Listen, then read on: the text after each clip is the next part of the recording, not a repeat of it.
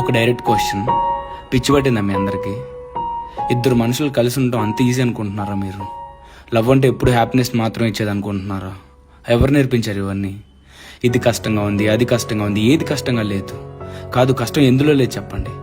Life long నీతో ఉండే ఒక పర్సన్ సాధించుకోవడానికి కష్టపడాలి. ఊరికే వచ్చేస్తారు అనుకుంటున్నావా? డబ్బులు కావాలి, నాన్న సంకలనాలతో, జాబ్ కావాలి, పిచ్చి కుక్కలాగా కష్టపడతావు, ఏం కావాలన్నా కష్టపడతావు. కానీ ప్రేమ మాత్రం ఊరికనే రావాలి నీకు. నిజానికి అన్నిటికంటే ఎక్కువ కష్టపడాల్సిన ప్రేమను దక్కించుకోవడానికి, ఇంకా దాన్ని నిలబెట్టుకోవడానికి. నిజమే, ఒక మనిషి మన లైఫ్లోకి వస్తున్నారంటే హ్యాపీనెస్ని యాడ్ చేయాలి, ట్రూ. అలానే హ్యాపీనెస్ని మాత్రం ఎక్స్పెక్ట్ చేస్తే ఎలా? వాళ్ళు ఇచ్చే ప్రేమ కావాలి, వాళ్ళు తీసుకొచ్చే హ్యాపీనెస్ కావాలి, వాళ్ళు ఇచ్చే కంఫర్ట్ కావాలి, వాళ్ళ టైం కావాలి. కానీ వాళ్ళ త్రూ వచ్చే నొప్పి మాత్రం వద్దు, మనకి తీసుకోలేం కదా. అలా చిన్న చిన్న ఇష్యూస్ని హ్యాండిల్ చేయలేక ప్రేమ లేదేమో అనేసుకుంటారు, వాళ్ళతో లైఫ్ కష్టమేమో అనేసుకుంటారు, పారిపోదాం అనుకుంటారు. ఇది ఎక్కడ లాజిక్ సార్, మేడం? అలానే పిచ్చి కుక్కల్లాగా బిహేవ్ చేసే వాళ్ళని కూడా అర్థం చేసుకుంటూ నీ ప్రేమను కాపాడుకోమని చెప్పట్లేదు నేను.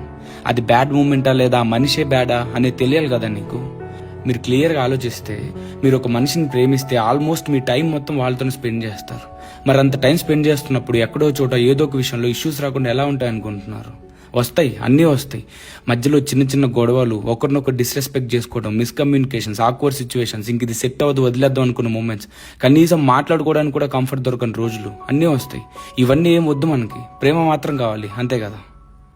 ఇవన్నీ ఎక్స్పీరియన్స్ అయ్యి అన్నిటినీ ఫేస్ చేసి నేర్చుకుంటూ వాటిని దాటుకుంటూ పోతున్న వాళ్ళే కదా అందరూ. అదే కదా లైఫ్. ఇది సరిపోదు అన్నట్టు ఇంకో దరిద్రం మనకు. సోషల్ మీడియాలో హ్యాపీ కపుల్స్, వాళ్ళు చూపించే స్టోరీస్ని చూసి పిచ్చి పట్టింది మీ అందరికీ, మనందరికీ.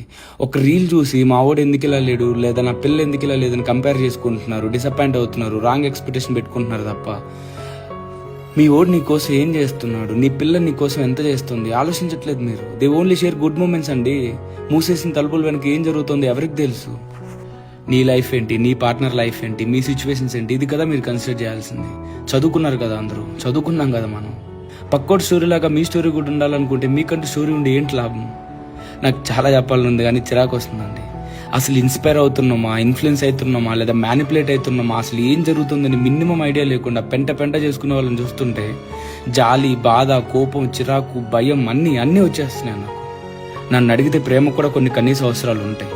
ప్రేమలో ఓపికగా ఉండాలి, ఒకరినొకరు అర్థం చేసుకోవడంలో ఉంది బ్యూటీ, ఒకరి కోసం ఒకరు అడ్జస్ట్ అవ్వడంలో ఉంది బ్యూటీ. ప్యూర్గా ఉండటం, లాయల్టీ, ఇన్నోసెన్స్, అవసరం వస్తే, ఒక మూమెంట్ వస్తే నిన్ను దాటి తన కోసం ఆలోచించగలగాలి, అందులో ఉంది బ్యూటీ. అదే అందం. అదంతా పక్కన పెట్టి లెక్కలేసుకుంటూ కూర్చుంటున్నారేంట్రా జనాలు బయట.